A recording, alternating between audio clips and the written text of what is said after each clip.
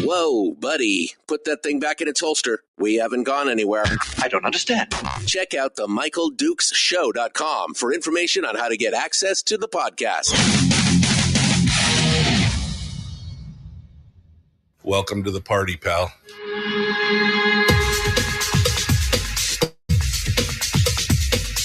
The Michael Dukes Show. The greed and the entitlement is astounding to me. What more could you want from a low-budget radio program? This is a dumpster fire. That was just BS. It is time to get a new perspective.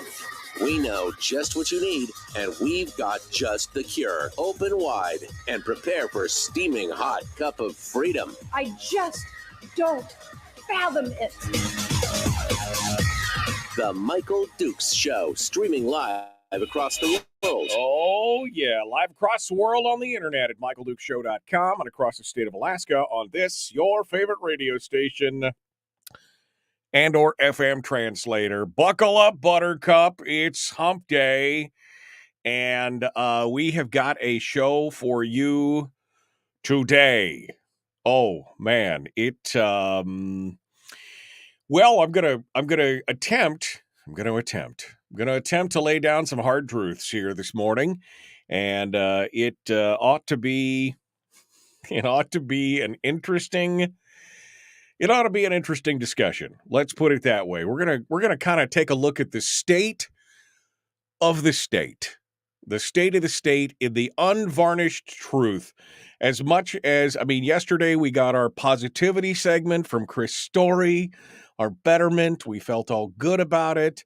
We want to talk about all this great stuff. And today,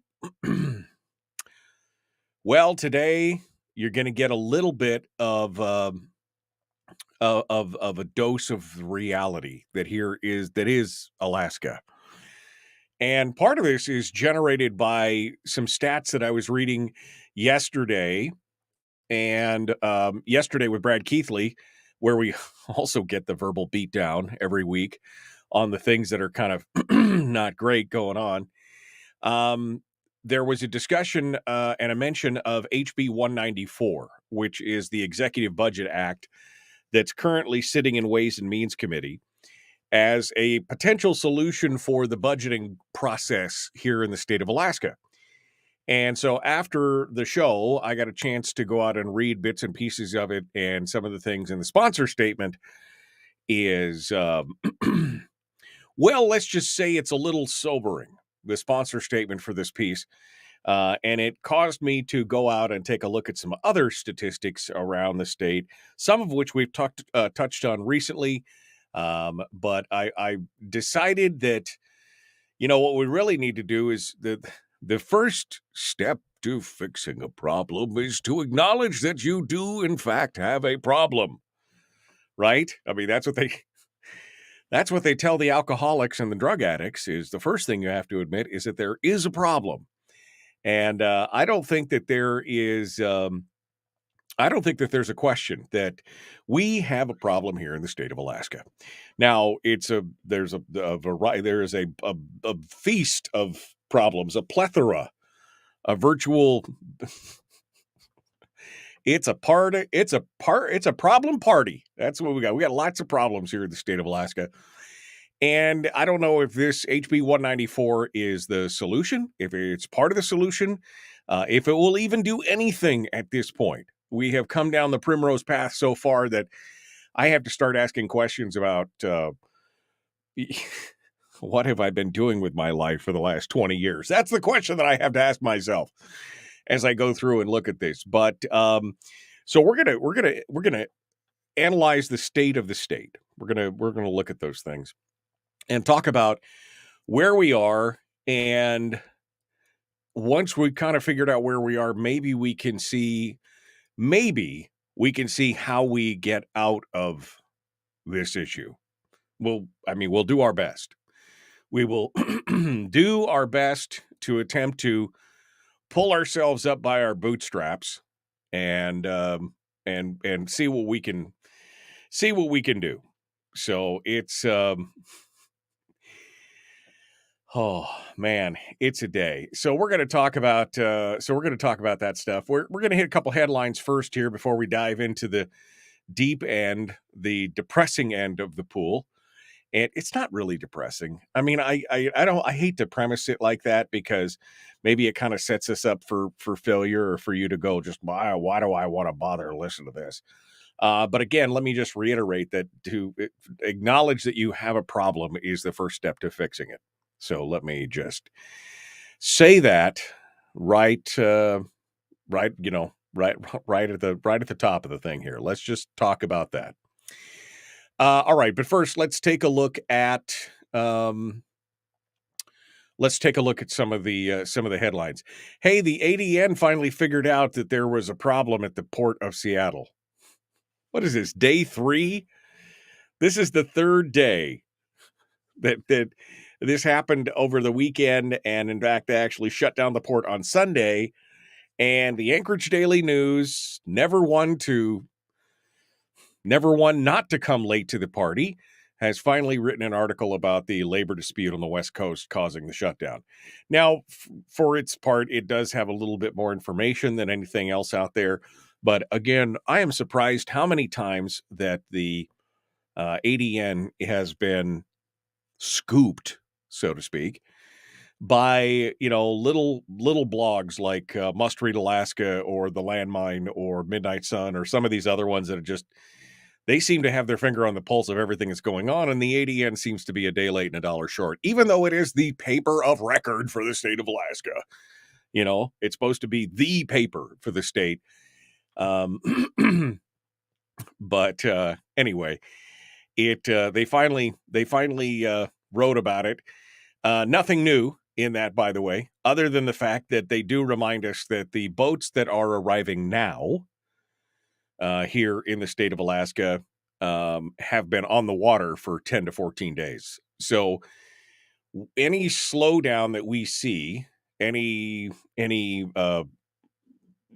potential shelf shortages that you'll see in your grocery store there's a delay, right? So there's a delay because it takes 10 to 14 days for them to transit the water. And so it'll probably be about 10 to 14 days before we start to see any kind of dip in that kind of stuff. But they all are out there, the calming voices of reason, reminding us that there's no need to panic. We have delays all the time. Don't worry about it. I mean, we are in today. What is this, day 4 now? Day 4 of basically the shutdown of they haven't gone on strike yet, but apparently they might as well have. According to the CNBC story I read yesterday, that the slowdown, the work slowdown, which I'm trying to figure out, how does that? I don't know. I'm not part of a union. I haven't been. I've never been, asked to. I've never decided that I'm going to go to work and just slow everything down to a crawl. So I can't wrap my brain around that. It's not something that I'm equipped to handle. So, but that's basically what's going on. I mean, they're not on strike, but they kind of are, right? I guess that's what a work slowdown is, where you show up to work and you basically take an 8-hour coffee break. You move some stuff around on your desk and then move on, or, go hide behind a container somewhere and take a smoke break for 8 hours. I don't know what you're doing. But anyway, so we're day 4 of the slowdown / strike. And now the Biden administration has gotten involved, and the department, the Secretary of Labor is involved in the situation again, or is involved in the situation now, rather, to try and negotiate and keep the lines of communications open between the Pacific Maritime Association and the union. What does that do? I have no idea. I don't know if having the Biden administration in the middle of that is a good or a bad thing. I'm not there, but apparently this gal gets high ratings from both the unions and from the business community. So maybe she can be the voice of reason in the middle of all this.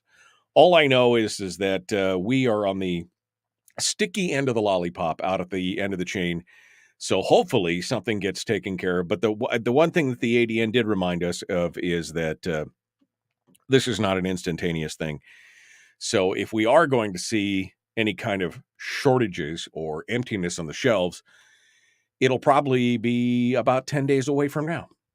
So plan accordingly is what I'm saying. I mean, this is a good time to check your food storage, to make sure you got your extra can of beans on the shelf, or mac and cheese, or whatever it is that you use on a daily basis. If you go to the store, make sure you buy 2 of whatever you need, or maybe 3, whatever it is. So that was the first one. The other story, which we have heard nothing but, there's been nothing but trouble with rural connectivity to the internet in this state. We have expended millions of, maybe I would be safe to say, in the overall, probably $1 billion on internet connectivity and broadband connectivity in this state in a variety of places. And the people just keep wandering around like, I don't know what we're going to do. I don't know how we're going to do it. And now the new $1 trillion infrastructure package has got more money for internet and all this kind of stuff. And the answer is right now has come about and is in our faces now. And that answer, quite honestly, is the Elon Musk solution called Starlink, right? I mean, there are many Alaskans now reporting to using it. I have a Starlink unit. I haven't used it yet because I require 100% uptime during the program. And because they only have about half the constellation of satellites that they're expecting to launch this summer, it can drop out and be spotty. And I don't want to do that right now. But the plan is that after this summer, once they have all the satellites up, I will have 100% uptime. And guess what? We'll be doing it on Starlink here on the program as well, and be able to take it with me if I need to go wherever I want to go. But here in the state of Alaska, we've been basically creating a dependency-based economy for corporations like GCI and others who have received millions of dollars to put in all this infrastructure and everything else. And yet the whole thing is super fragile. How do we know? Well, because the entire North Slope right now has no internet at all. Residents of half a dozen communities up on the North Slope have been experiencing an internet outage, and it's going to be 2 months before this thing is repaired. 2 months. Quintillion, which they are the actual provider to the providers, right? They have a high-speed fiber line that was underwater, 90 feet underwater, and then under another 13 feet of ocean floor. But apparently there was a heavy ice movement and it cut the cable. I mean, heavy ice movement scraped 13 feet of dirt off the ocean floor, apparently, and cut the cable. And they say it could take 6 to 8 weeks to repair. Currently, the outage is affecting Wainwright, Point Hope, Kotzebue, Nome, Atkasuk, Uktiavik. I mean, there's just a whole bunch of different places out there. And because we use internet for a significant part of other things today, including 911 services and others, that's a problem. 911 services, cell phone services, all of those things are now kaput because of that. And I just got to say, there's a solution to this. Instead of running millions of dollars to microwave relays and undersea cables and everything else. I mean, not that I think an undersea cable is a good thing. Don't get me wrong. That's it's a hard long-term investment. But many of these things could be solved with a simple $400 unit and $100 a month. I mean, I understand that they had like 20 meg. Somebody told me, who was it? I think it was Sean in the chat room. Sean, who's in Kotzebue right now, suffering from this internet outage. He's a regular listener to the show, and he joins us in the chat room all the time. And he said to us one time that they are paying upwards of $200 a month plus for a 20 meg connection. Now, for those of you who don't know what 20 megs is, it's probably the smallest internet package you could get. And it's like 200 and something bucks a month up on the slope from GCI. And for $100 a month, you can get 500 megabytes from Starlink. Or maybe it's a gig. It's a gig down. I can't remember. It's a 500 or a gig. It's 100. It's $99 a month. There are so many options out there, and the options don't have to be government-based. This is the precursor to what we're going to talk about here in a minute. That's part of our problem. We keep looking to government to solve all these problems when the private sector is there actually solving them for us. If only we would look away from the daddy that is government to the private sector, we can find other options out there. That's what I'm saying. All right. We're going to continue. I'm going to drop some truth on you here in a minute. And just kind of stat it out there all in front of you. It's going to be eye-opening. Let's put it that way. The Michael Duke Show, common sense, liberty-based, free-thinking radio.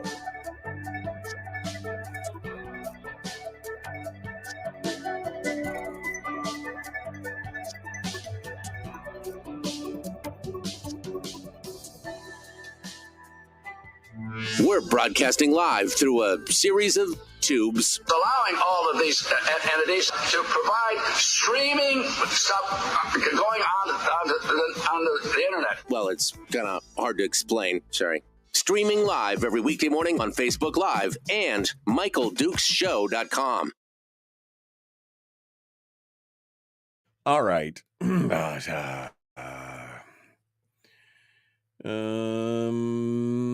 Okay. Good morning.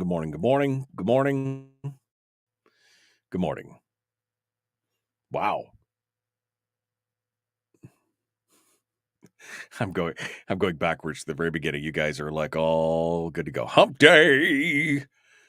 41 degrees this morning. Yeah, I know it's like 43 here at the house this morning. I mean, just give me some summer, man. Jeannie says, I just looked. Not everybody who comes in says hello. Now we know the Juno peeps are antisocial. If you've been lurking in the background for a long time, why not just say hi? Why not just type hi and hit enter? It's fine. Good morning.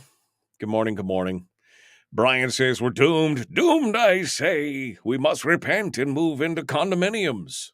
Yes, I know. Oh, okay. Wait, 10 to 14 days? What about Amazon Prime? Well, Amazon Prime comes up on airplanes, so there's that. Getting 10, Hawk says, 10 gallons of whole milk to go in the freezer and some powdered milk. I can't live without my fresh milk. I can't remember the last time I drank some. Oh, I know. I had milk about a month and a half ago. Terry made brownies, and I needed a little milk for the brownies because that's the only time I drink milk. I don't use it any other time. Let's see. Harold says, everyone I know bought Starlink. Many had to buy another flat screen for the kids. This is a fact. I know. I mean, that's the thing, isn't it? I mean, it's the perfect solution. And yet the state just continues to ignore it. GCI lobbies for your PFD every year. Yup. Ron Duncan, remember back during the Walker administration? They spent nearly $2 million lobbying for your PFD. What did we do before the internet? Amy, that's a good question. We lost the internet here at the house the other day it was a GCI thing, for about 12 hours. And I looked at my wife and said, my goodness, it's amazing how dependent we become on the internet for so many things. And that was the truth. I mean, there's just no two ways about it. It has changed our way of life, more so in the last 10 years, I think, than even before that. I go through 500 megabytes. I'm sorry, it was gigabytes. 500 megabytes. Yeah, 500 megabytes down or a gig down. I can't remember what it is. But there's not a limit on it, so that's it is. Willie says, just say no to the internet. Ironically, he said that on the internet. Willie says he gets a terabyte for $90 a month. A terabyte down, but what's the speed? Is that, I mean, you're not getting a terabyte of download speed. That's the overall cap on your data flow. How fast is your data flow? That's the question. Harold just said he's checking out. He's getting 650 megs a second. We're too dependent on the net, if you ask me, says Jeffrey. Jeffrey, that's the way of the world. I mean, I agree that in some ways it can, it's a little spooky, but that's just how things are. That's just how things are done. And Jeannie has the most random comment of the day. She wins the internet for the most random comment of the day. Thank you, Jeannie. I have no idea what that's about, but there you go. Okay. Ready to jump back into it here and get the dose of truth. This should be interesting. This should be interesting amongst us. Let's jump back into it. The Michael Duke Show, common sense, liberty-based, free thinking radio. Like it, share, like it, follow, do it all. Let's get it going on. Oh, don't subscribe and ring the bell.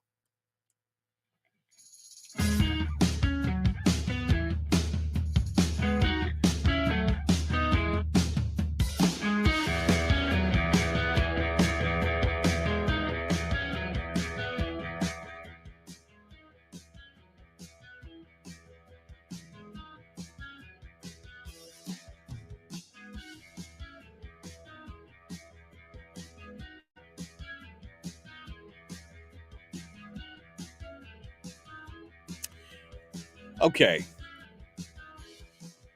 Welcome back to the program. We're continuing now.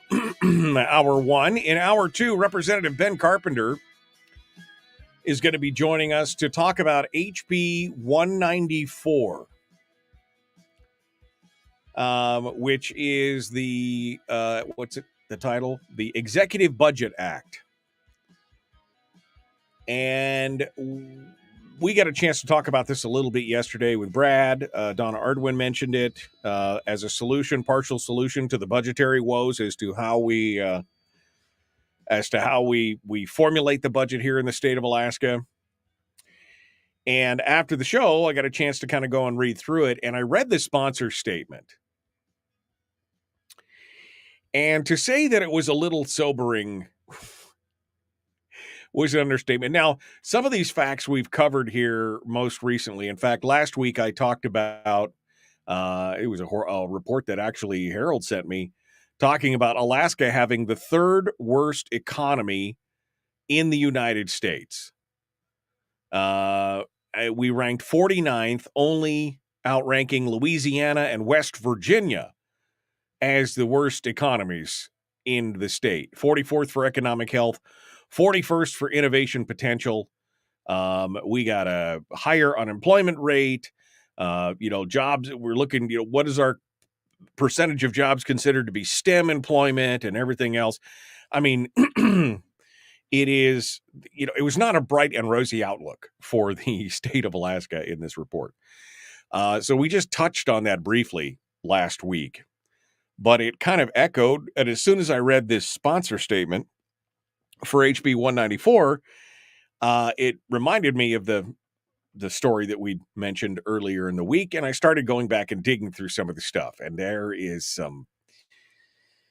we get it tough here. I mean, Alaska is so great in so many ways, right? I mean, the natural beauty of Alaska, the overall kind of the attitude of, I don't know if there's a reality of independence, but there is an attitude and a perception of independence in Alaska that's probably like no other state in the union. I mean, Alaska is, we've got that frontier type mentality. And I think in a lot of ways, this is how we fooled ourselves over the years into thinking that Alaska was rough and rugged and more conservative than, yada, yada, yada. But at the same time, no, it's not. We've been duped by a lot of things that are going on. But there's a perception anyway of independence. There's a lot of great things about Alaska. But I want to read you part of the sponsor statement that is HB 194, which is currently in Ways and Means Committee. And Ben Carpenter is going to come on here an hour or two, and he's going to explain it all to us. So I don't know if he's listening right now or not, but maybe we'll give him a little red meat to describe what's happening out there, because this statement kind of pulls no punches.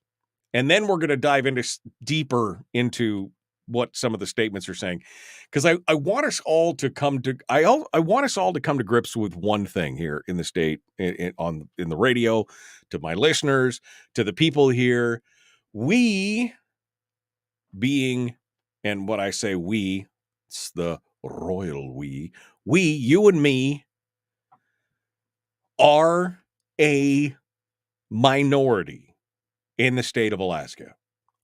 And when I say we, I mean those of us that are longing for a smaller, more limited government.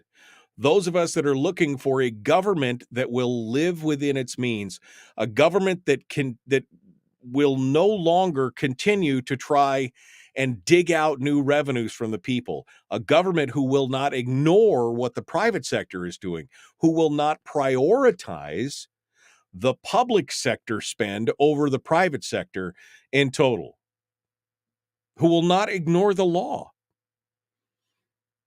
Those of us that want those things, like I said, there's this impression or this perception that Alaska is the wild, wild west, right? I mean, we're the last frontier. Everybody here is bitterly clinging to their guns and their freedom and all this kind of stuff. But in the same breath, we're willing to give up those freedoms and everything else to make ourselves a slave to the state or dependent on the state when those kind of things are happening. We've got politicians that love to talk tough about spending and how we should cut back and everything else. Yet at the same time, when the rubber meets the road, they're the ones that won't override the vetoes, or they vote for the budgets that are bloated and are too big. And they do these things. So they're willing to do things just so long as it doesn't affect them or their constituencies. If there's one thing that we have to acknowledge, is that we are in the minority. If we were running the legislature, it would be a whole different deal. If there was 40 or 50 of us of the same mindset, it'd be a whole different deal. The problem is that out of 60 people in the legislature, less than, maybe 10% maybe? Maybe 15% of the overall legislature feels like we do. The rest of them are on the spectrum from full bore for government to they'll talk out of one side of their mouth about cutting and then except for not in my area. We have to acknowledge that. Let me read this sponsor statement and see if it hits you as hard as it hits me, because I was reading through this and it was a good summation and I was like, wow. So let me Let me dive into this. This is the sponsor statement for HB 194, the Executive Budget Act, currently sitting in House Ways and Means on the House side. Alaska's government spends twice as much as other states, but its policy performance is abysmal. When national rankings of performance metrics in key social and economic areas are released, we often come close to the bottom. Alaska's economic growth is the worst in the nation. Employment is second worst in the nation.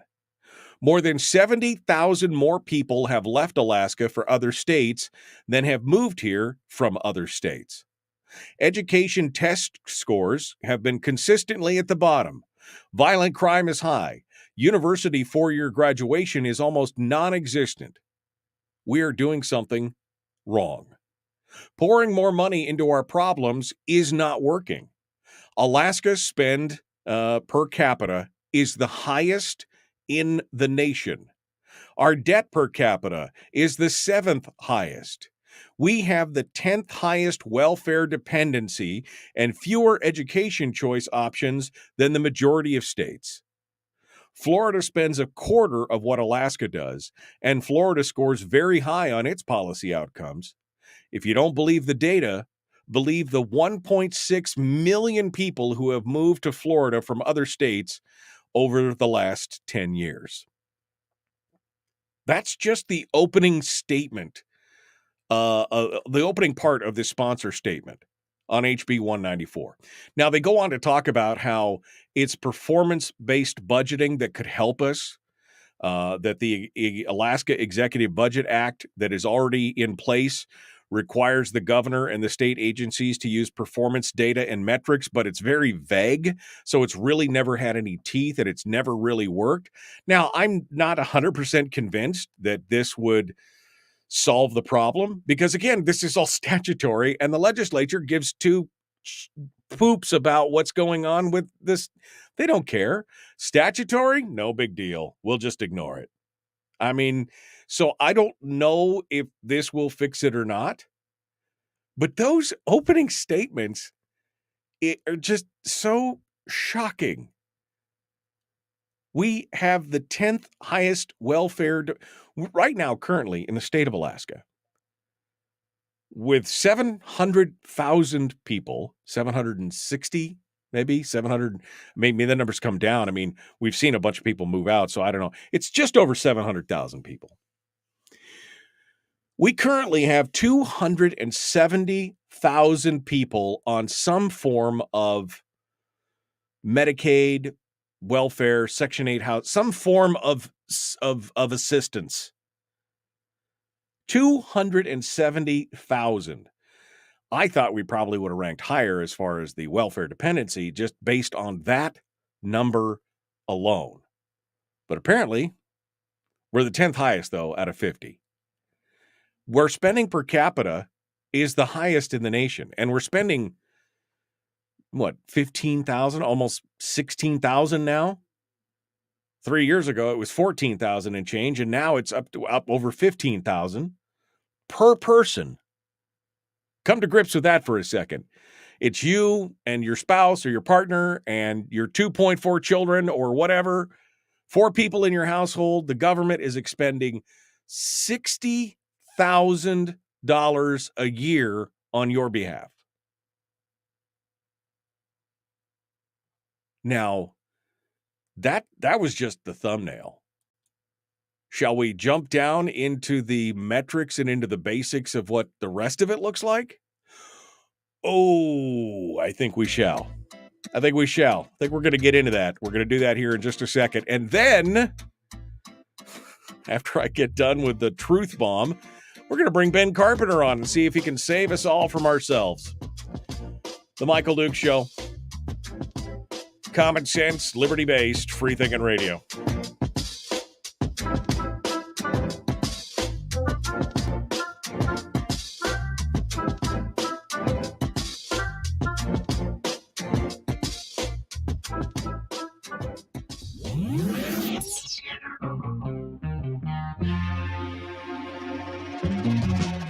running on 100% pure beard power. Oh, also some coffee.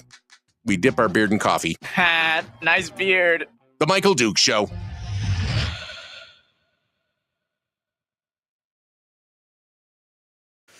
Oh, God.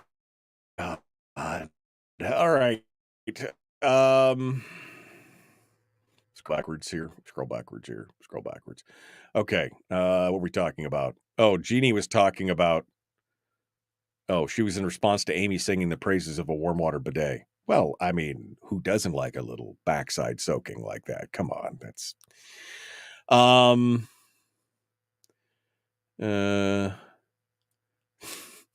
chicks with Richard shirts. Jarek. Oh my gosh.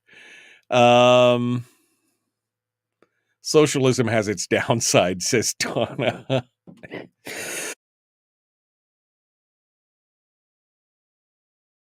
Nice for them. All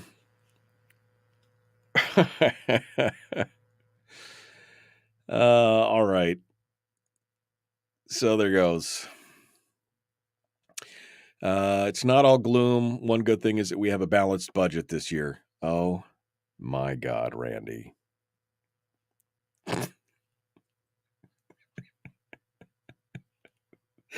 Oh, Randy.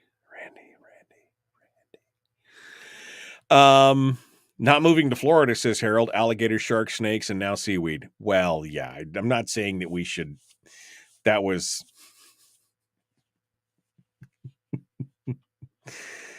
Okay. Two folks. Best show ever. I don't. Okay, I'm sorry. With a governor like DeSantis added to the year-round sun, ample recreational vehicles, and job opportunities, how can you not be enticed by Florida? I mean, first of all, 100% humidity, below sea level in some places, and the fact that there's a ton of people there. I'm just not interested in it. I'm sure my daughter lives in Florida right now, so I'm sure that's great. But no, I mean, I'll stay here. Too many people there for my taste. Yes, exactly. Kelly says 6 months and she's gone. She's leaving. Dang.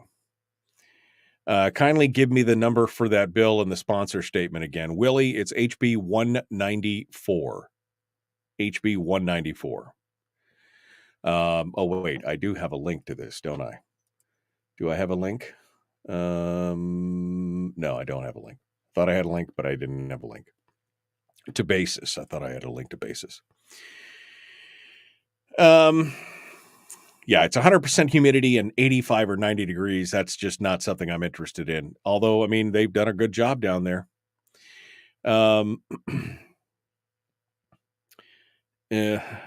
Sure. I do not want to move to God's waiting room. Is that one? Florida is God's waiting room. They're just waiting to punch their ticket. Next. To the pearly gates with you. Next. Oh, man. Oh, crazy stuff. All right. Yeah, I mean, I don't think anybody's here. I think the whole point of that was just look at the number of people that are moving there. Florida and Texas, those are the two places that it seems like everybody is moving. And those are two of the places that seem to be moving in the right direction as far as governmental intervention and everything. Now, Texas has got a way to go because Austin. But, you know, I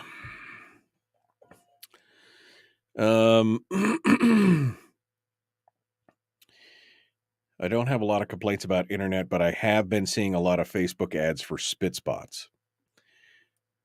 Weird. I would never be able to afford my own property in the woods in Florida, says Hawk, or most anywhere else in the lower 48. I wouldn't be able to watch a baby movie. I think he meant baby moose being born. Yeah. Tennessee as well. Yeah, I mean, there's lots of places out there. I know many people have exited the state. later in life, and I have a friend that's moving down to Tennessee. I've had several friends, in fact, move to Tennessee because it's the Blue Ridge Mountains and it's the cost of living, and they're still only 2 hours away from major cities like Nashville or whatever, and yet they're out in the country and they got 100 acres or I don't know, 50 acres, and it's just good. Wow, Randy is just pushing every one of my buttons today. Every one. They did not steal any money from me. Randy, I'm trying to think about how to put this in a loving Christian way. Saved by the bell. Saved by the bell. I just don't know how I could say that in a loving Christian way, Randy. Here we go. The Michael Duke Show. Common sense. Liberty-based. Free-thinking radio. Let's get this. Let's do this. Let's do this right now. Here we go. Public enema number one. Oh, wait, sorry. Enemy. Public enemy number one, which makes more sense. On the other hand, he's a little bit of a pain in the Michael Duke Show. Okay.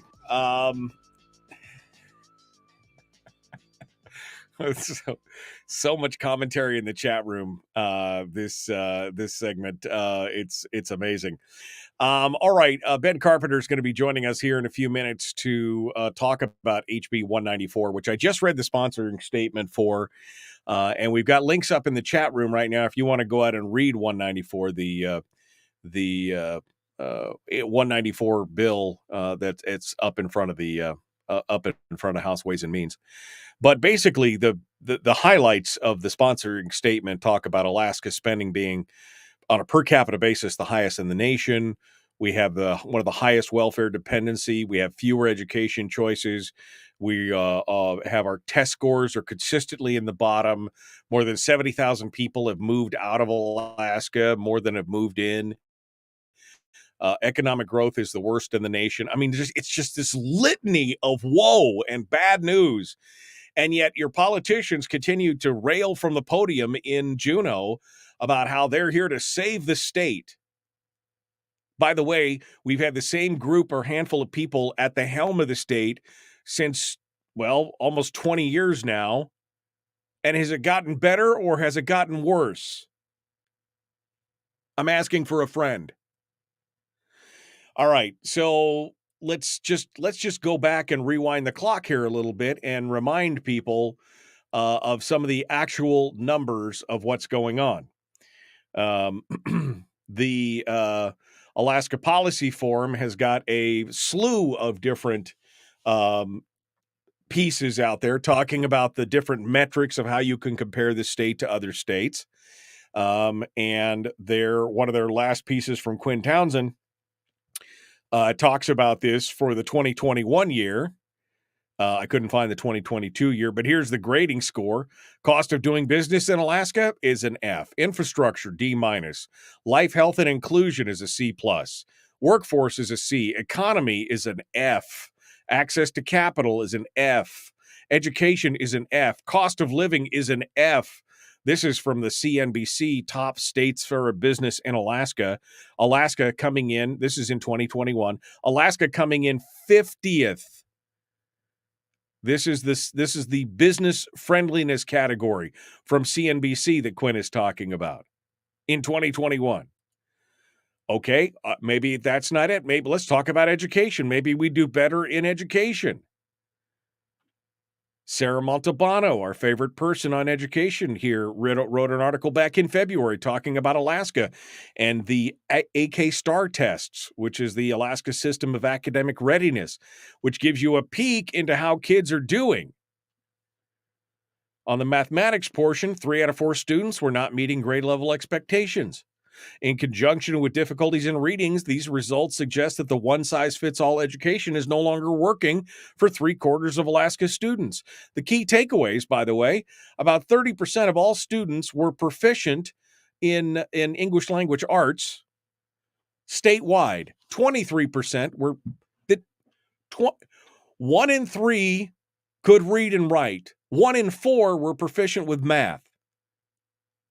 8th graders were the least proficient in math, with fewer than 1,000 students statewide being able to meet 8th grade standards. In math, 36 schools reported 10% or fewer students are proficient, while in ELA, which is English Language Arts, reading and comprehension, 26 reported that 10% or fewer were proficient. Among districts, 11 reported that 5% or fewer students were proficient in math. I'm sorry. I guess that you're right. Education was not a better deal. Okay, let's head on over to the current economic outlook for 2023 from the Rich States, Poor States website, where they go through economic performance ranking and current economic outlook. Well, we do come in number 1 on top marginal personal income tax rate because we don't have one yet. So we're number 1 there. Our corporate income tax, though, we're 43rd out of 50. Proper personal income tax progressivity, well, because we have none, we're still number 1 or number 2. The property tax burden, well, we're 40th on that. Per $1,000 of personal income, we're paying $36 per $1,000 of personal income. The sales tax, we do pretty good. We come in at 5th. The debt service as a share of tax revenue, the debt share basically calculates the interest. Excuse me. This variable calculates the interest paid on state and local debt as a percentage of state and local tax revenue. This is our indebtedness for like bonds and everything else. We are 50th. We come in dead last. Public employees per 10,000 of population. Where do you think we come in on that? Where do you think we come in on that? 49th. There's only one other state, that's Wyoming, by the way, one other state in the nation that has more public employees per capita is Wyoming. Right to work state, we're 50th. Average workers' compensation cost, we're 30th. State minimum wage, we're 29th. I mean, just these economic, they're just all over the place. The cumulative growth GDP from 2011 to 2021, a 10-year window of our cumulative GDP growth, dead last. Non-farm employment growth, dead last. Cumulative domestic migration. This is the outflow. 70,000 people, 70,550 people outflow in 10 years. That puts us in the bottom 2/3. We're 34th. Overall, Alaska ranked 49th for its economic performance. And then we come to my favorite, U.S. News and World Report. Its latest piece, its latest analysis of they have a ranking, best states ranking, and they've been putting this out for several years. Wait a second, I accidentally refreshed the page. I apologize. I've got to go back and now I've got to scroll all the way to the bottom of the page because yes, Virginia, we are at the bottom of the page. I have to scroll through all 50 and get down to the bottom of the page because I accidentally hit refresh. But here we go. No, here you go. These are the 2023 rankings right now. First of all, let me point out that in 2021, our overall ranking out of 50 states was 45th out of 50 states, which is a ray of sunshine compared to today. Today, 49th, overall ranking, 49th out of 50th. On crime and corrections. Crime and corrections. That's the incarceration rate, the violent crime rate, the juvenile incarceration rate, corrections outcomes and public safety all put together into one little choreographed deal, we are 48th out of 50th. In the economy, the business environment, the employment, the growth, the venture capital, net migration, all of those things. The economy, we rank 46th out of 50. On the education, well, don't worry about that. Debt at graduation, high school graduation rate, still in the 70 percentile range. Has been in the 70 percentile range. I think it's come up 2 points since Sarah Palin was in office. But ranking overall in the higher education and the regular education, 49th out of 50th. We're scraping rock bottom. Fiscal stability, 33 out of 50. Okay, 37 out of 50 for healthcare. And then we get down into the infrastructure, 45 for infrastructure. And then, oh man, this is the truth bomb that we don't want to talk about, because we've all basically sold ourselves on this ideal of Alaska as kind of a rugged individualist place where we're all outdoor frontiersmen and we can't be told what to do. Yet at every opportunity and at every turn, we look for the solutions. I mean, we're just talking about the internet thing up on the North Slope. Instead of looking for solutions in the private sector, instead of looking for opportunities and doing all this other stuff, we continually look at government, which does nothing but really poison our opportunities, because basically you've got businesses like GCI and others who have become a part of that corporate welfare state where they are dependent now on this government expenditures, and they will expend money to protect their piece of that pie, which kills innovation, kills all this other opportunity. It takes somebody like Elon Musk to come in here and basically say, I've got another option for you. But even when that option is available, and there are many, many people who've been buying Starlink units and everything else across the state, and some of these talking heads and some of these politicians are still like, we've got to solve this broadband problem out in the thing. Well, yeah, we've solved it. There is an option out there. It's called Starlink, but nobody wants to talk about that. How do we get more of this money to GCI? They'll fix it for us. This whole thing is just, I mean, I just started pulling these stats out, folks. This is not anything new. Again, the first thing we have to acknowledge is that we are in a minority, smaller, more limited government folks, and we've got to do something. I don't know what. Maybe HB 194 is the answer. I don't know yet. I'm not convinced. But we'll see. Ben Carpenter is going to come on board and talk to us about it. That's up next. The Michael Duke Show. Common sense, liberty-based, free-thinking radio.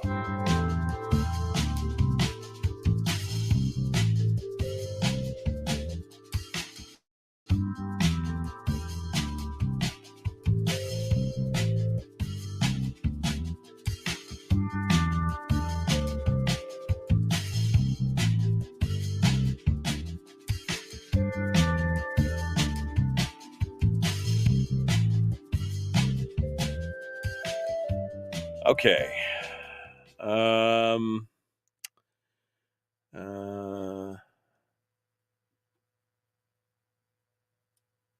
What? Okay.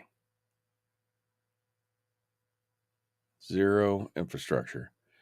I'm just reading some of the comments here. Ben Carpenter, I could see he's in the green room here. I'm going to be to you here in just a second, Ben. Alabama, Randy. I'm just not even going to engage with that at this point.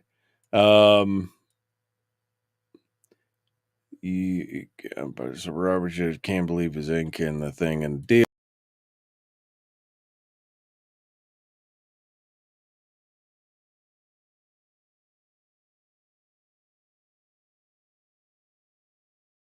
Apparently, I booted myself out of my own studio. Okay, sorry about that. All right, refresh your page. Okay, everything's working. Okay, They didn't cut the cable. Nope, they didn't cut the cable, although I'm sure that they want to.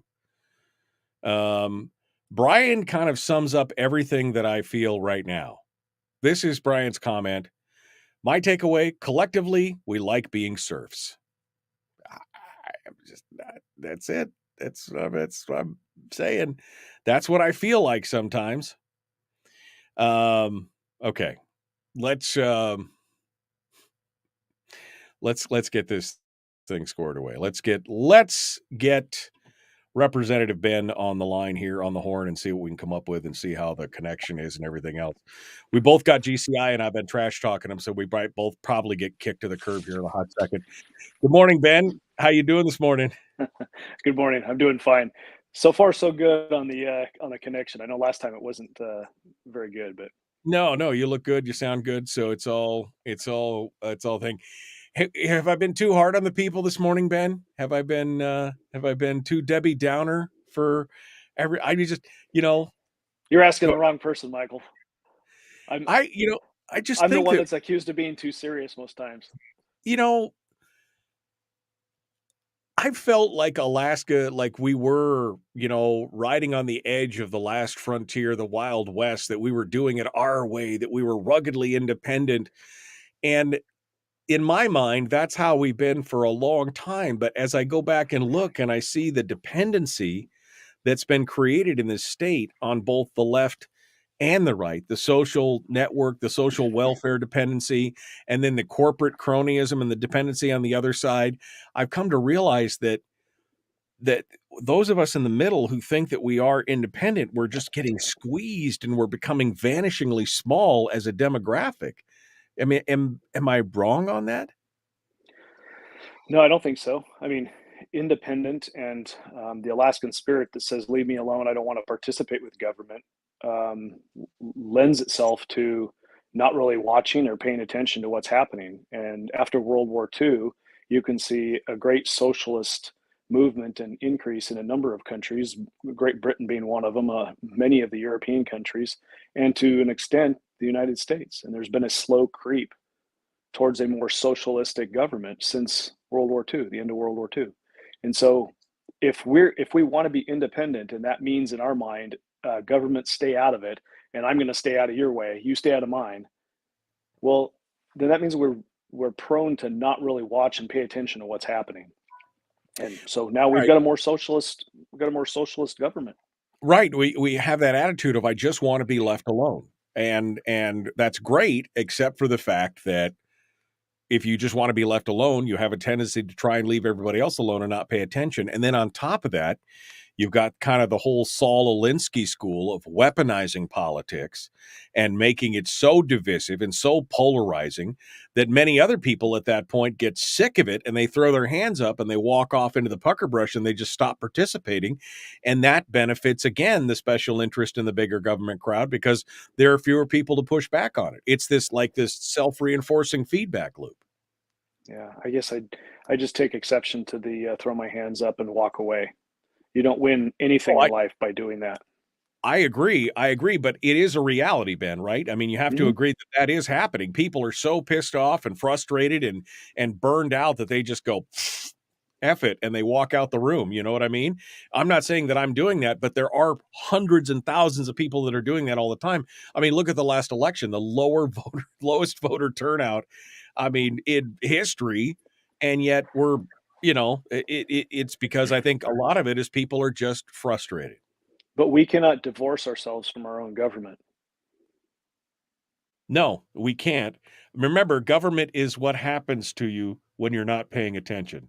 That's the old axiom. Government is what happens to you when you are not paying attention, which is why we always have to try and hold it in check. I mean, eternal vigilance is the price of liberty. If it's government of the people, by the people, and for the people, but the people want to divorce themselves from the government because it's too hard, then the whole thing doesn't work.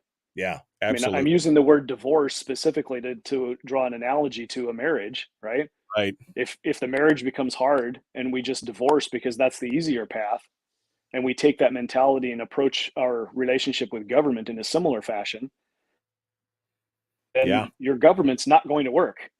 Yeah, it's never going to survive that. All right. Well, Ben, hold the line. We're going to be right back to you, folks. The Michael Duke Show continues. We've got more coming up.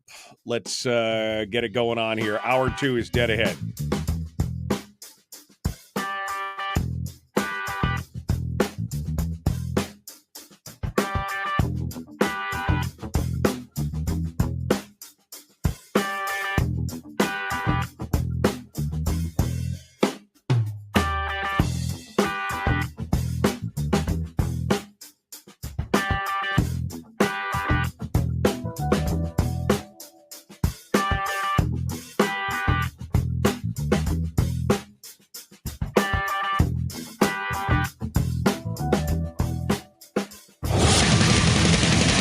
Whoa, buddy. Put that thing back in its holster. We haven't gone anywhere.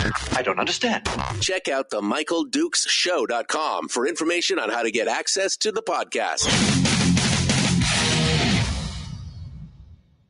Welcome to the party, pal.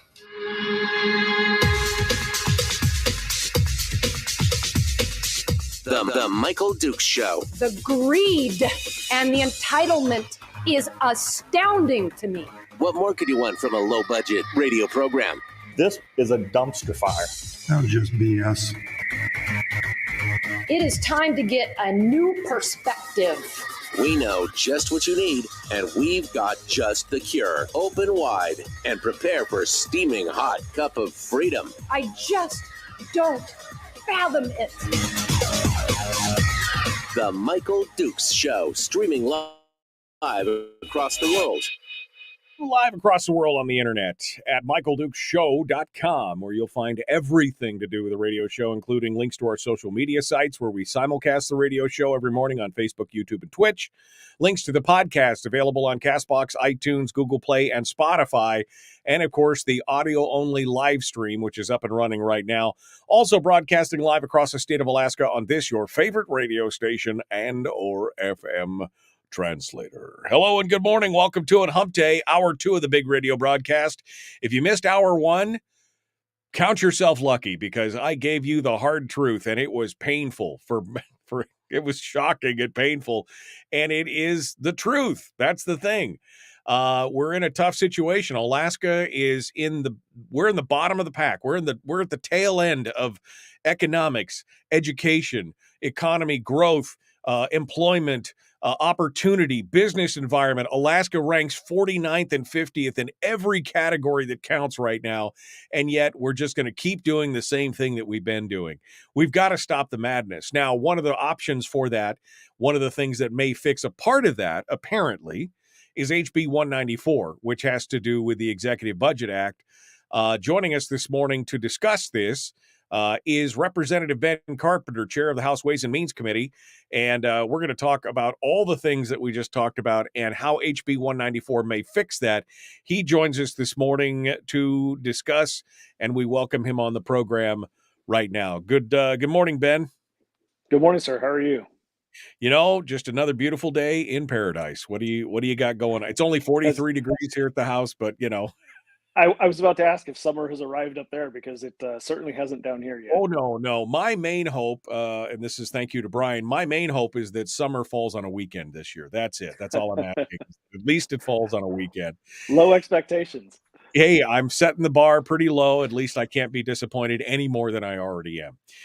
Ben, I don't know if you've listened to the last hour or so of the show, but I mean, I just laid out some hard facts that really, you know, we act in this state like, I think I said, there's like this perception. I don't think it's reality. I think it's a self-belief, a delusion, a perception that we as Alaskans are rugged individualists and we do what we want and we don't need the government. And I think that's just those of us that are on the program here and some of the listenership, and we've kind of deluded ourselves into believing that, because really we are one of the largest welfare, big government, teat-suckling group of folks in the entire country, and we also have the economy and the policy-driven stuff to prove it.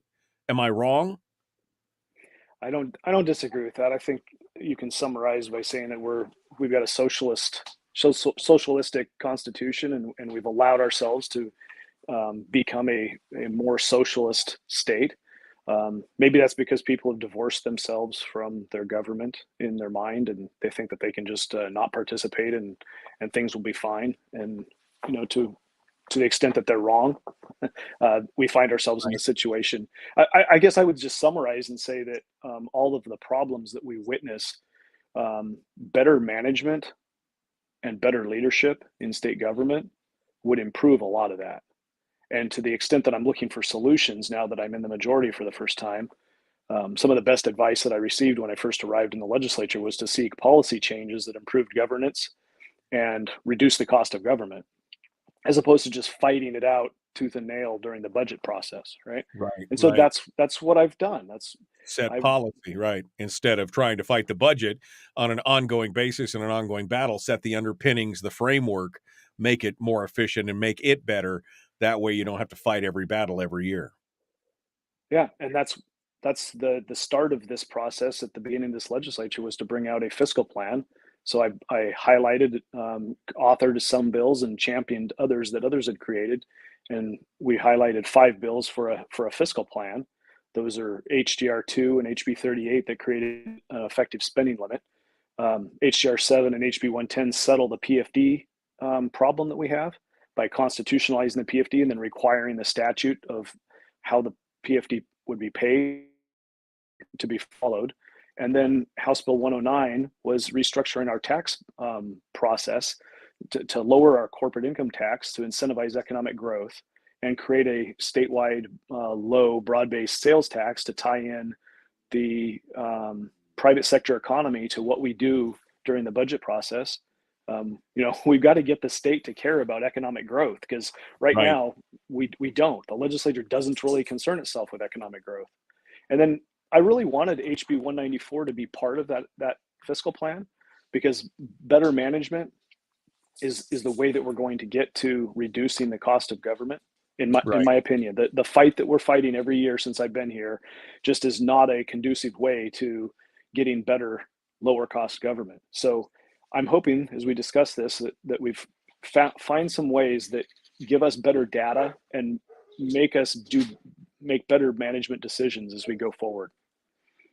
Ben Carpenter is our guest. Ben, during the break, I said, like you said, a lot of people have divorced themselves from government, although this is not a divorce that really works, because, as my grandfather used to say, government is what happens to you when you're not paying attention. You can not pay attention to it. You can ignore it. You can throw your hands up in the air and put your, la, la, la, la, I'm not listening. And government will still affect you, still take money from you, still impair your freedoms and your liberties. We have got to remain engaged on this thing. And quite honestly, I think that and this is what got me started down this whole path today, folks, was the sponsor statement on HB 194 that Ben has in the Ways and Means Committee, that is the Executive Budget Act. I'm going to read this real quick, Ben, and then I'm going to give you the floor. This is what the sponsor statement says. Alaska government spends twice as much as other states, but its policy performance is abysmal. When national rankings of performance metrics in key social and economic areas are released, we often come close to the bottom.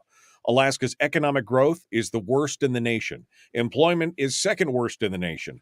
More than 70,000 more people have left Alaska for other states than have moved here from other states. Education test scores have been consistently at the bottom.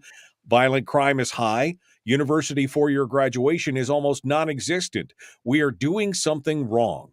Pouring more money into our problems is not working. Alaska's spending per capita is the highest in the nation. Our debt per capita is 7th highest. We have the 10th highest welfare dependency and fewer education choice options than the majority of states. Florida spends a quarter of what Alaska does, and Florida scores very high on its policy outcomes. If you don't believe the data, believe the 1.6 million people who have moved to Florida from other states over the last 10 years.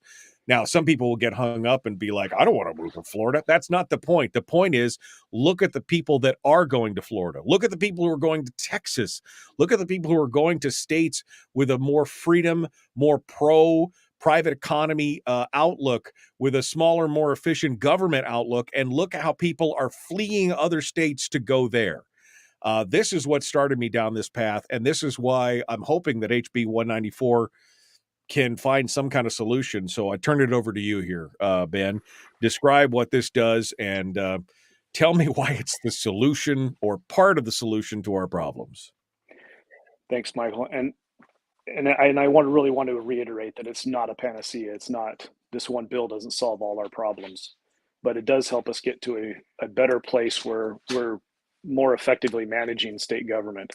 So one of the things that HB 194 does is, prior to the budget process starting, it creates a requirement for estimating conferences. And those estimating conferences are made up of a representative from the executive branch, the governor appoints, and then both the Senate president and the speaker would appoint individuals. And then the finance director for our legislative finance would participate in those estimating conferences. And so the concept here is that we don't arrive in January with a budget that only has the executive branch's assessment on and predictions and the data that they want to present. That the executive branch and the legislature get together prior to the budget being put forward, and the budget reflects the official estimates that come out of that estimating conference. So we should have a legislative and executive branch conversation that is leading to better results in the budget prior to the budget actually coming out and the legislature meeting to consider it. And so I think that will give us better data at the front end. So those estimating conferences, as spelled out in the bill, are there's 7 of them. 3 of them are real primary: the economic estimating conference, the demographic estimating conference, and the revenue conference. Those would be 3 key ones that you would need to have prior to your budget process. There are some subsequent estimating conferences that you could use as needed, right? So you've got an education estimating conference, a criminal justice estimating conference, social services and retirement systems actuarial assumptions conference. And those are really big main areas that impact our budget and our thinking on how we prioritize the spending of money. That I think if you were to have some meeting of the minds prior to the budget process and have some official numbers that are agreed upon prior to the budget process, that we would have a better outcome. Ben Carpenter, our guest. Ben, so these conferences are basically, you're calling them estimate conferences. They're basically committees, right? Like small 3-4 person committees that basically get together and they look at the actual numbers. And instead of the governor just deciding what the metrics are going to be, now you have a 3 or 4 way conversation about what the actual real numbers are and what's realistic. Am I breaking that down on each? That's absolutely right. Yeah. And the estimating conferences would be public. They'd be subject to the public scrutiny. So they would be like any other committee meeting that we have, that the public can view and listen and watch, attend if they're in Juneau. Right. If they're in Juneau, yeah, exactly. But yeah. So how does this differ from, because currently there is an executive budget act, but like many pieces of legislation that either wasn't robust enough, didn't have enough detail, or it has become basically ineffective over the course of a year. So how does this differ from the current act? And how do you think that this will make those, what changes will it make in that regard? Well, it's interesting that you asked that question, because so often we're frustrated with the budget process of supplemental budgets, for example. The Executive Budget Act already says that we shouldn't be spending more than has been appropriated to us. But we do through a supplemental budget process. And we just assume, the legislature just assumes, okay, well, it's standard operating procedure to have a supplemental budget at sometime during the budget process. Well, that's not the case. The Executive Budget Act already says that the management plan that's put into place is supposed to have management processes that don't allow expenditures to exceed the appropriations. So we're not managing appropriately, right, if we have a supplemental, right? So we're not even following the Executive Budget Act right now. And so making some tweaks to it through this bill helps draw attention to the fact that better management comes with actually knowing what you're required to do through the statute. And that's what the Executive Budget Act is supposed to do, both for the legislature and the executive. So one of the things that it will do is it'll require, the change will require, right now it says the legislature will create measures, but it doesn't determine who in the legislature. So one of the changes that we're proposing here is to make the Legislative Budget and Audit Committee responsible for creating measures for each one of the departments. And that would be through the Legislative Finance Division, right? We've got a team of people that are capable of determining what measures of effectiveness that we should be using. And then those measures would be used during the budget process, both from the governor's perspective. He would know what those measures are. They're handed to him and he has to use them during his budget creation process. And then the legislature would use that during our budget subcommittee process to communicate with the executive branch and make decisions based on not just how much money was appropriated and how many people you have and is this a good idea, but actual measures of effectiveness that say we're either meeting our mission goals or we're not based on data. And that is a conversation that is completely absent from most budget conversations that we have in the legislature. You make a valid point before we go to break here, but you make a valid point that currently we have this in statute and they ignore it anyway with the supplemental budgets and everything else. I guess my main concern is, I know you want to bring attention to this, but if they are ignoring statute now, and they're ignoring several statutes now, what good will this do if we do pass this and then they just decide that they're going to ignore it anyway? Well, like you said earlier, we have to force ourselves to do the right thing. If we divorce ourselves from the process and just ignore it, if we just ignore the statute, we don't care about the statute, then there's nothing stopping us, right? The legislature is the highest governing body in the state in that sense. There's nobody that's going to tell the state legislature and legislators in general what they have to do, what they don't have to do. If they're not going to follow the law, then there is nothing that you can do. That's the corrupt system that we find ourselves occasionally, is we just ignore the rules and ignore the law, and there's no consequence other than at the ballot box. Right. Representative Ben Carpenter is our guest. We're going to take a quick break. When we come back, we'll continue our discussions on HB 194 and some of the other solutions that we could bring forward to try and help, bring us out of this doldrum. I mean, again, I want to be number one. I don't want to be 50 or 49th out of 50. I'd like to be up, at least in the top 10. I mean, I don't think that that's too much to ask. Ben Carpenter is our guest. We'll return. The Michael Duke Show. Common sense, liberty-based, free thinking radio.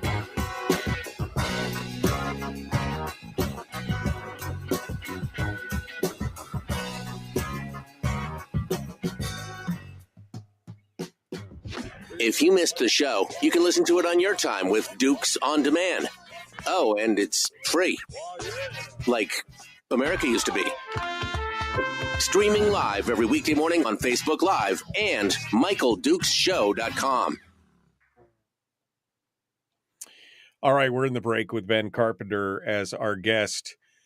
Ben, I hate to do this for you. I hate to do this to you. I hate to even give this kind of credence to it, but I want you to comment on this, because initially we have our perennial ray of sunshine in the chat room, Randy, who comes in and tells us that he's so happy that the balanced budget is here, that is the end all be all, and that's what we should be going on and on about. And that nobody's stolen anything from him. And he's so happy that there's a balanced budget. And in fact, he says, Representative Carpenter, everyone in the chat room is afraid to say the words balanced budget, except for him. Perhaps you, as the enlightened guest, can give your thoughts about this year's State of Alaska's balanced budget, which, again, the first time in years that's happened. But I'll give you some thought. I'll let you share your thoughts on that. Mm-hmm. So I'm not entirely sure that a balanced budget is the goal that we want to set for. Of course, we need to have a balanced budget, but if if balancing the budget just means that whatever amount of money comes in is the amount of money you can spend on state services and operations and statewide items, then I'm not sure that that's the goal. What we do in HB 194 is turn the focus towards defining through our estimating conferences what reoccurring revenue is. And then let's balance a budget for statewide items and operations based on that reoccurring revenue. And that means that when you have high oil prices or excessive or good investment years where you have a boom of revenue, that we don't balance the budget to the boom. We balance it to what is reoccurring, what's steady and normal, and what we can count on year to year. So if that's what we define a balanced budget as, then great, let's use that as a goal. But not if balanced budget just means check the checkbook at the beginning of the year and we can spend whatever's in the checkbook on our government, right? Because this last budget, we balanced it. And in a time when we don't have our fiscal house in order, we grew our operations by between 6 and 7%. So and I don't find, and we got a 67% pay raise for the legislature on top of it. Exactly, and we still haven't addressed fundamentally the outcomes, bettering the outcomes that we need. So we need better management. It's tough when you balance the budget on the backs of Alaskans. When you balance the budget at the cost of the PFD, which is Alaskans' money, right? I mean, that is individual Alaskans' money. The government got their share. The people are supposed to get their share. And instead of living within their means, they balance the budget by taking the share from the people. That's again. Yeah, I guess I would just push back on that a little bit, Michael, and say, whose back should we balance it on? Because if the people don't have a stake in paying for their government, then who's going to? Right now, the state leans heavily on business. And it is taking the PFD. I'm not denying that. And I don't think that that's the best use of the permanent fund earnings to just, pay for state government with it. But we do have to recognize that if we want to have a responsive government to what the people desire, then the people have to have a stake in paying for that government. And right now, we're paying for our government through our permanent fund earnings, but we're also paying for it through business taxes. We rely heavily on oil, and not so much anymore because the production and price has gone down. But and our federal dollars have increased, right? But realistically and structurally, we do want to recognize that Alaskans have a burden to help pay for their state government, and how we do that needs to promote the things that are important to us. So it's not just a socialist state where everybody's taken care of by government programs, but how do we pay for state government that incentivizes economic activity? Ben Carpenter's our guest. We're coming back into it here, jumping back into the discussion, the Michael Duke Show, common sense, liberty-based, free-thinking radio. Please like and share, like and follow, subscribe and ring the bell. Go over to YouTube and subscribe there if you haven't. Then you can come back to Facebook if you don't like YouTube. That's fine. Here we go. Common Sense Radio. Let's do it.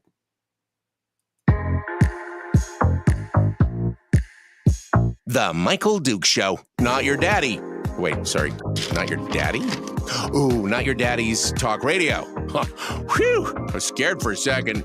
Thought we were going down. Here's Michael Dukes and the show. That's right. Not your daddy. I got enough kids. I don't need more of you.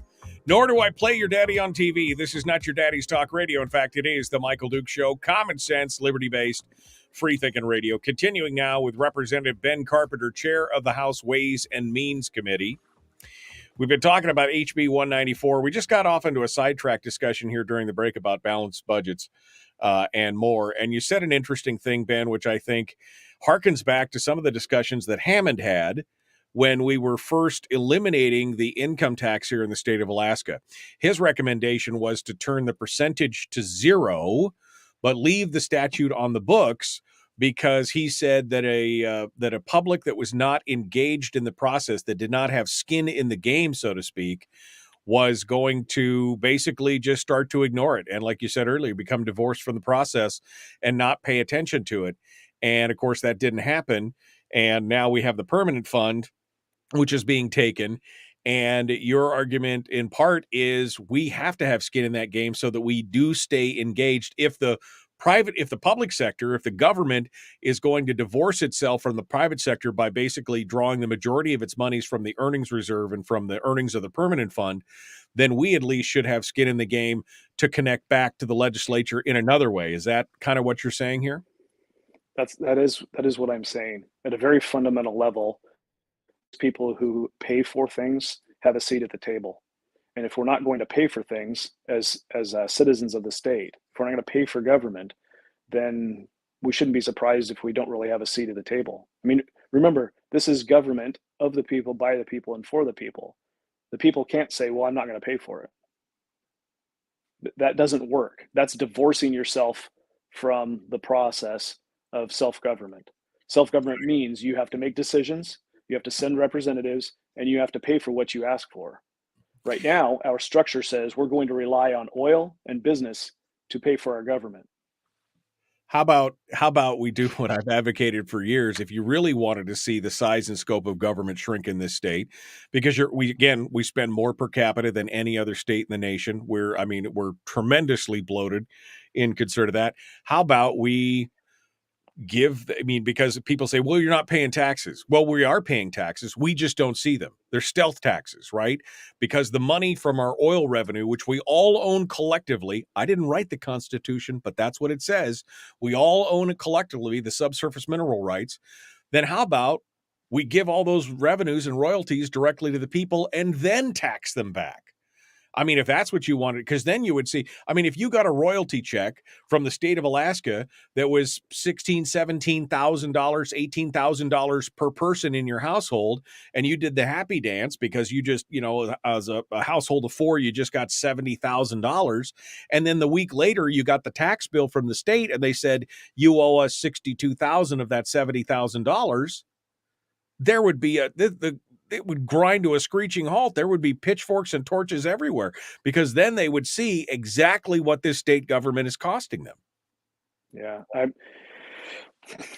I understand the direction that you're heading with that analogy or that example, but I'm not in favor of the state giving large checks to people and then taking that back. Well, for the simple fact that there's not a value, and this is where I'm saying we've got a socialist document, right? The collective ownership of mineral rights within the state is a socialist concept, and yes, we benefit from a permanent fund dividend, but the government is wanting to take the permanent fund dividend away and just spend it on state services, because that's what is in the best interest of the people. And that's what some people want and some government lobbies want, right? Ultimately, that is allowed or enabled because the founding document says that the people own the mineral rights. Well, that very connection to the mineral rights is a disincentive for investment in economic development within the state. An entity comes in and wants to mine, for example. Well, they can't buy the land and own the true wealth of the land. And so that discourages coming in and doing exactly that. They have to work through the state and pay whatever the state royalty is at that particular time to access the true wealth of that land. And so that's a, if individuals could own the mineral rights within the land, within the state of Alaska, then that would be a true capitalistic system that we would have access to. But we don't. We're working within a socialist system. If you're going to, I don't see that the political will is to change that within our Constitution. So we're going to have to operate within this socialistic paradigm of collective ownership of the wealth, the true wealth of our land. I don't think if that's the case, then some of that should be spent in the private sector and some of it should be spent in the government sector. And I think that's what we've had on the books for a while. We just don't follow it. Right, right. And I don't think it could be changed, even constitutionally, because that was a component of the statehood compact, and that was a prerequisite for Alaska becoming a state, was that they would have to basically, take over all the subsurface mineral rights. That was part of the deal. But I mean, look, Ben, you and I fundamentally agree overall on the whole thing. I was just using that as an example for people who say, "Well, you don't pay taxes in Alaska." Of course, we pay taxes. It just goes straight to the government. It never passes through our hands. Can you imagine the economic growth if everybody got an $18,000 check, and then even though they would get taxed back for the short period of time that they had that $18,000, they could do so much in the private economy to do things? Could you imagine what that would be like? And it would act as a governor to the overall spend of the state government, because people wouldn't stand for it. They would actually see with their own eyes what it was about. HB 194. Where's it at in the process? What's going to happen when the next half of the session gets taken up? Where are we going from here on this? So we were delayed in talking about this and moving it forward this year, because it was in drafting. It took quite a while to get through drafting. So it's still in House Ways and Means, and we will pick that up first thing in the next session. And so people can support it then and everything else. What kind of response with the draft and everything else? I mean, I read the language earlier from the sponsor statement. That's some pretty strong stuff. I mean, that lays out some hard truths that people really don't want to hear about. Occasionally, we'll see a story in the ADN or someplace about how our rankings are kind of poor on this or on that. But I just spent the last hour, in hour one of the program, going through piece by piece everything, every stat that the state is falling behind on. And it's a huge amount. I mean, crime, education, economy, economic development, business environment. I mean, we are at the bottom of the barrel on all of that. What's the reaction been so far from your fellow legislators and others as you've put this information out? Well, I've got one co-sponsor of HB 194 so far that I'm aware of. So that's a good thing. I haven't pushed HB 194 because I didn't have a bill until near the end of the legislative session, to show people and explain, here's the vehicle that I'm wanting to talk about. So we haven't had the conversations that we have needed to generate support for it. 194 is only one effort. HB 190 is another thing that we might want to schedule some about, but that creates a sunset conference that has been implemented in Texas since the 1970s. And that sunset conference would enable the governor and the presiding officers to appoint members from the public to the sunset conference.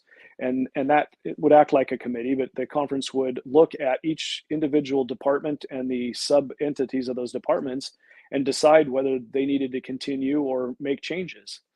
And then there's teeth written into it so that if the changes and recommendations from that sunset committee aren't implemented by the legislature, then the entity that they were looking at sunsets, it goes away. So in Texas, this has led to billions of dollars of savings and an improved government. This is one of the management tools that Texas uses to improve their government. Recognize that our process that we have in our 90 or 120 days down in Juneau is not conducive to doing exactly what needs to be done, which is a deep dive into each one of the departments. We don't have the now to do that, and it desperately needs to be done. So creating another small portion of government that is the least costly that we can do in order to focus on improving our government. A decade from now, everyday Alaskans will have a stake or a part in taking a look at our socialistic move, right? The move towards a more socialist government, and saying, is this exactly what we want? And if it is, then great, we're going to continue doing it. But if there are management things, if there are wasteful things, if there are results that we don't really want, and we are going to recommend some changes to the legislature, well, the legislature is going to have to take those up and substantially comply with the recommendations from that commission, or that entity sunsets and goes away. So those are two really, both HB 194 and HB 190 are two really powerful tools to get at better management for state government. And I'm hopeful that we can have that conversation this next legislature. Well, I mean, I think the Sunset Committee idea, because obviously, one, it's been proven in other states, it's been proven to work. And to me, I think it automatically makes sense. I think that most laws should have a sunset clause or provision in them, basically because things change. And we know that once something's in law, it's almost impossible to get it repealed or get it reversed, or even in some cases to even modify it. Having an automatic sunset in most of those things can really make a difference. And I want to continue that thought. Ben Carpenter is our guest, the Michael Duke Show. We're going to continue with him here in just a moment. One final segment dead ahead. The Common Sense, Liberty-Based, Free Thinking Radio. That's what it's all about. Ben Carpenter continues right after this.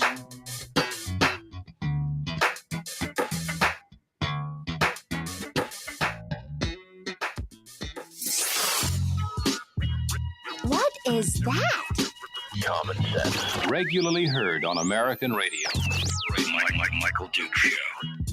Radio.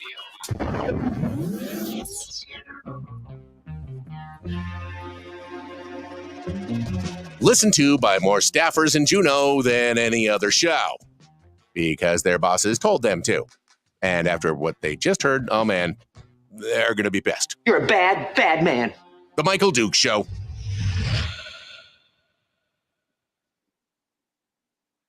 Okay, we're continuing now with Ben Carpenter, our guest. Ben, Cindy asks a question, which I think is valid based on all the talking and discussions we've just had.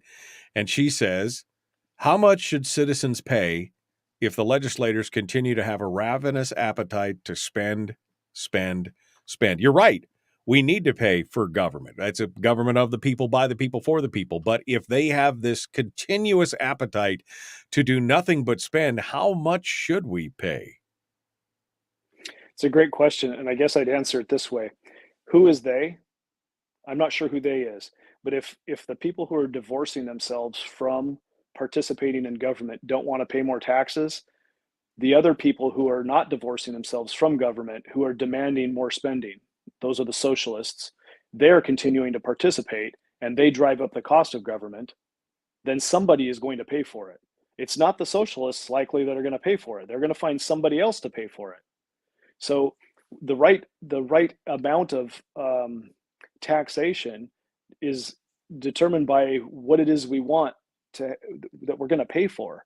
But if I'm not participating, if I'm not showing up at the polls, and I don't know what's going on in the legislature, then what is the right amount? I don't know what the right amount is, right? Because I don't know what you want your government to look like. You don't participate.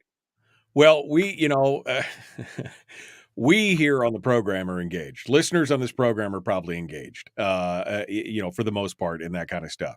And I think the they that we're talking about, or that she doesn't say they, I said they, but the legislators, you're right. We have to stay engaged because special interests and those who have a more progressive or socialist tendency, they want the government to spend. They want that money floating around in the economy. And if we give up, if we are frustrated and just, again, throw our hands up and just, give it the finger and walk away, then we're going to get what we get, right? We have to stay engaged on this process and fight this process. I basically, ever since the midterm elections where everybody was expecting the red wave and instead we got the pink tinkle kind of thing, I've come to the conclusion that, we are a minority in Alaska. Those of us that are smaller, more limited government, that want to live on our own, that want government to be within its means and live within its means, we are a minority. We need to be a strong and vocal minority and effective, and we can't just give up. We've got to get our friends engaged. I mean, we saw the last election turnout, again, the midterms, the lowest turnout in, basically since they started on a per capita turnout, since they started recording that kind of stuff. And that's not a good look for us. I would say that we are a minority of those who are participating, but I'm not sure that we're a minority of those who actually exist in Alaska. I think the people who say, you know what, not my problem, I don't want to get involved, tend to be more conservative than they are socialist.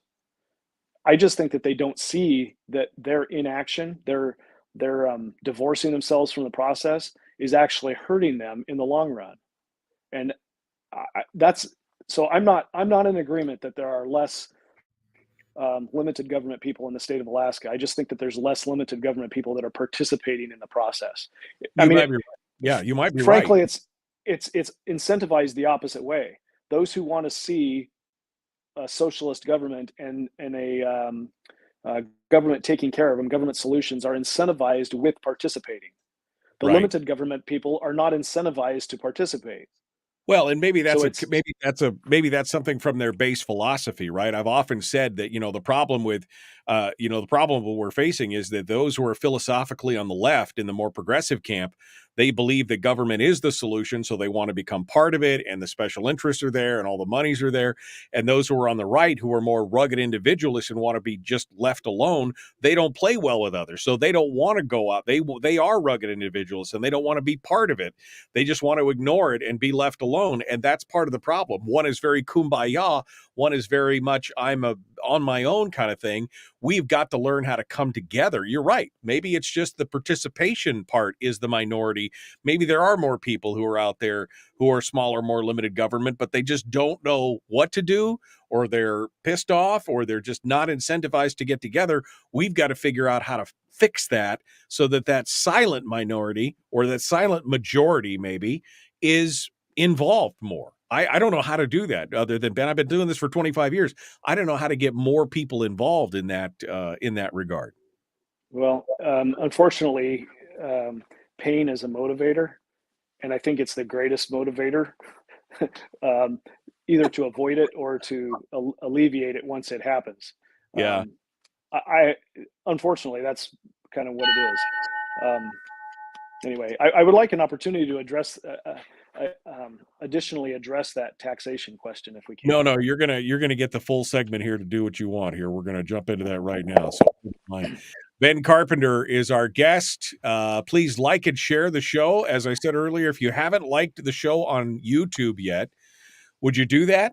And even if you don't like YouTube, just go over to YouTube, subscribe, and ring the bell. Then you can come back to Facebook. It does have a little bit more robust chat feature. Here we go.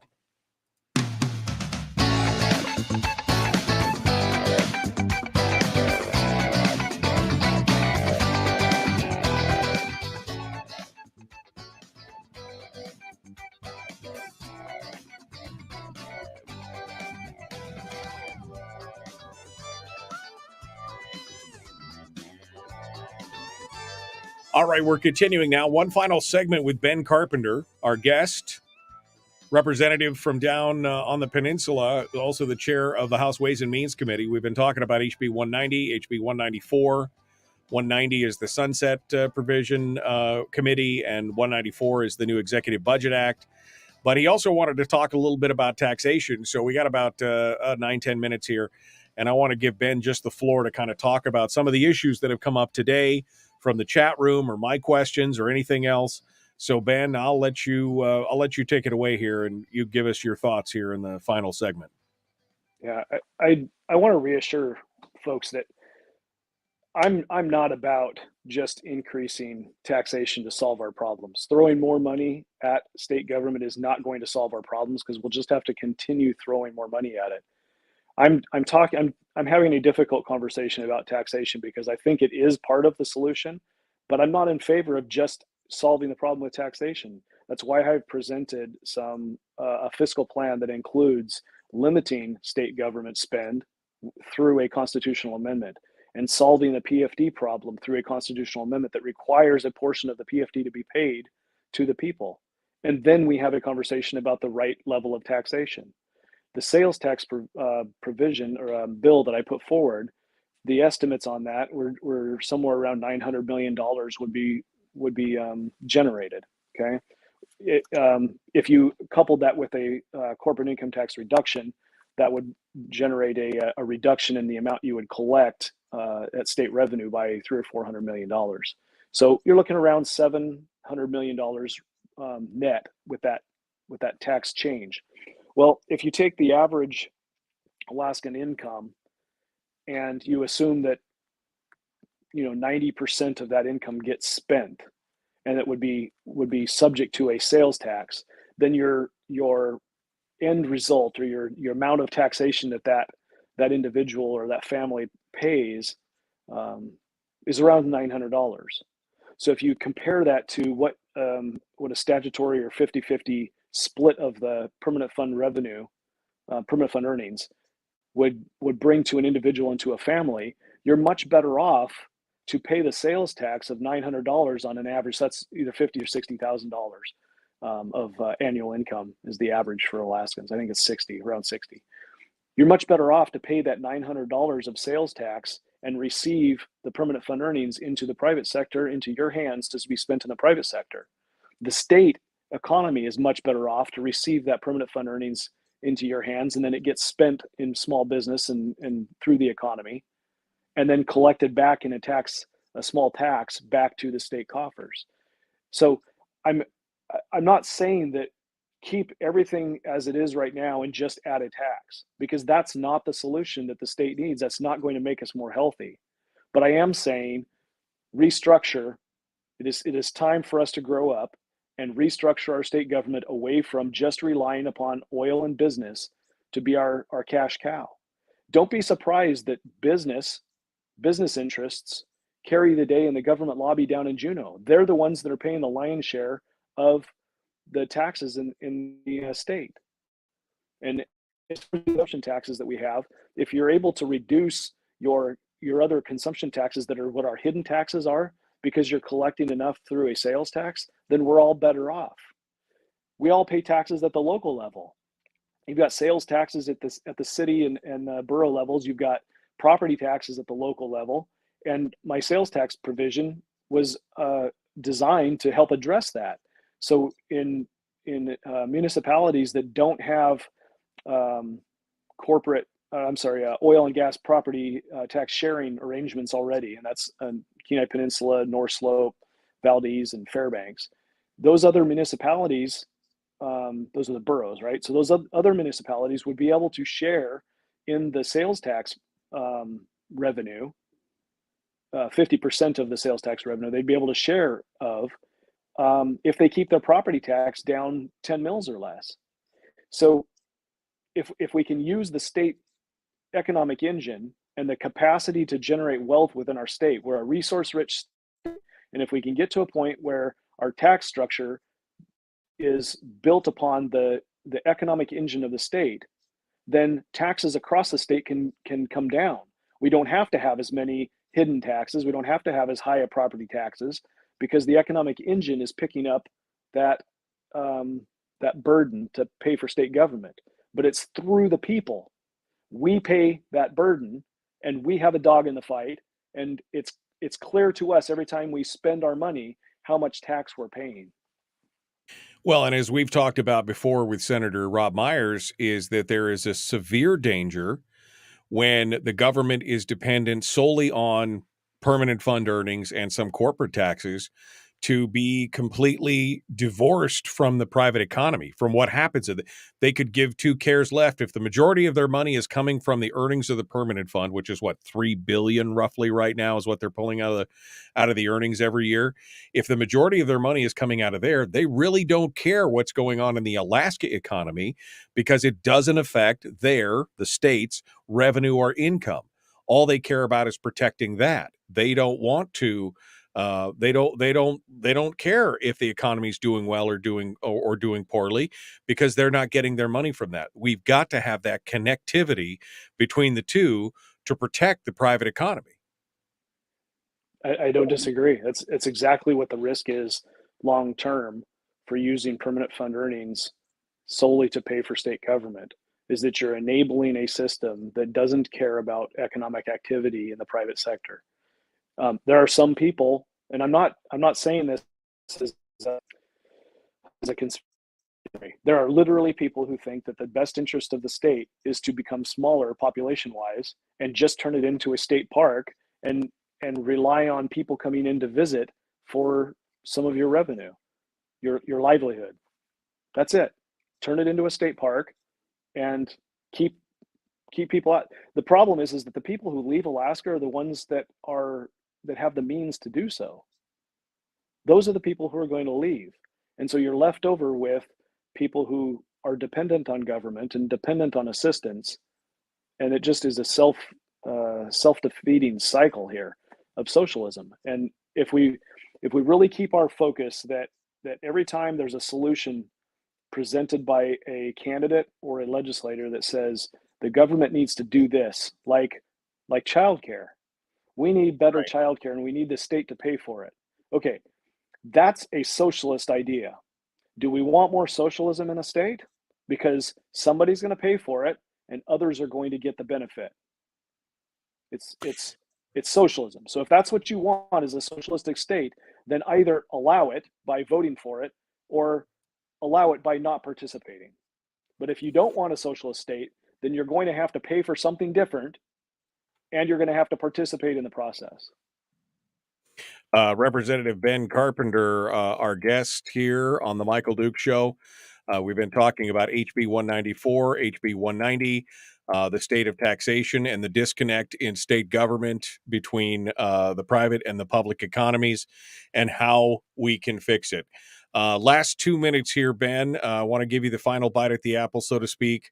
Again, my question is, how do we engage that silent minority of people who basically just want to do their thing and be left alone, the rugged individualists who have thrown their hands up? Any suggestions on how we can bring them back to the fold to become more vocal and to become more engaged in the process?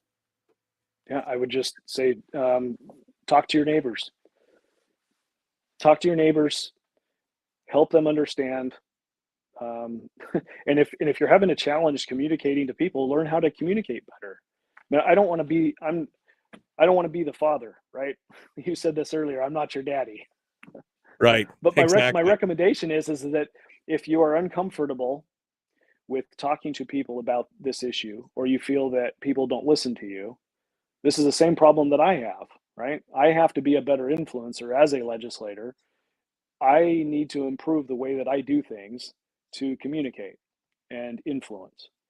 If that's where you're at, if that's where the public's at, that they pull away from the process because, man, it's just so difficult and I don't really see the results and we just end up fighting and I just would rather ignore it. Well, then perhaps you should consider that becoming a better influencer and communicating better with folks is part of the challenge that Alaskans face right now. We've stopped talking about religion and we've stopped talking about politics because it's not polite. But then we shouldn't be surprised when we suck at talking about those. And moral decisions in our state government and our school systems are declining because we're not talking about moral issues. We suck at it. Yeah. So let's get better at talking to those things, and then maybe we'll see better influence happening at the times that they need it, at election time, at times when the legislators are asking for advice and whatnot.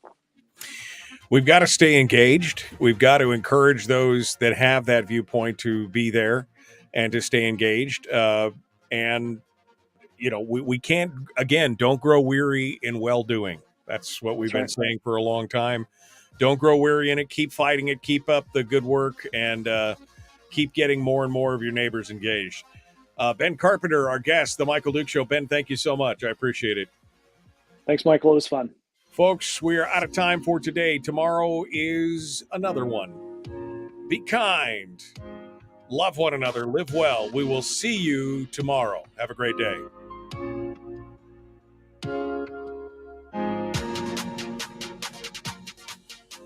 And to what Jeannie just said, and I agree, Ben, this is part of the problem. She says the problem, Ben, is so many of us live amongst people who live off the state. And you're right. There's a huge component out there. I mean, we are a dependency state, whether it's social safety net welfare or whether it's corporate welfare. There's a lot of us who are living off the state in one way or the other. But that doesn't abrogate our responsibility to keep fighting it. It makes it tougher. There's no doubt about it. But these are the kind of discussions we need to have, Ben. Absolutely. We cannot fail. We cannot divorce ourselves from the process and expect the process to be something that we are proud of. We have to participate. Final thoughts, Ben, for what we can do to try and help you in the short term and in the long term. Give it to us here, 60 seconds. Yeah, we just need better influencers. Leadership is influence. We need better leaders throughout the state, and that's not positional. It is your ability to influence for the direction that you want the state to go. Grow our influencers, and we have better results. We got to do what we can do, and we got to, again, just keep fighting the fight. We've got to bring more people to it, and we've got to be vocal about it. New leadership, yes. Better communication, yes. I think those are the things that would make it all work out. All right, Ben Carpenter, thank you so much for coming on board. I appreciate it. See you later. Folks, we are out of time. Thanks for coming on board and being part of it today. I appreciate it. Tomorrow, maybe we'll do something a little bit lighter. How about that? That'd be a good thing. Thanks, my friends. We will see you tomorrow.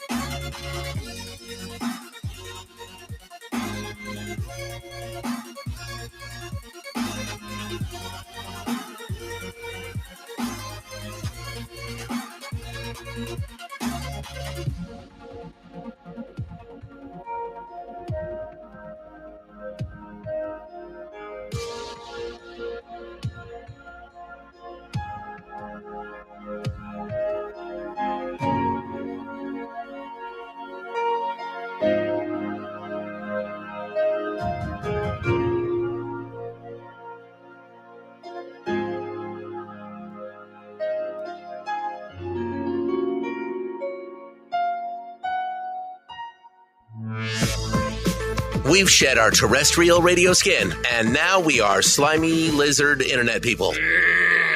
It's the Michael Duke Show.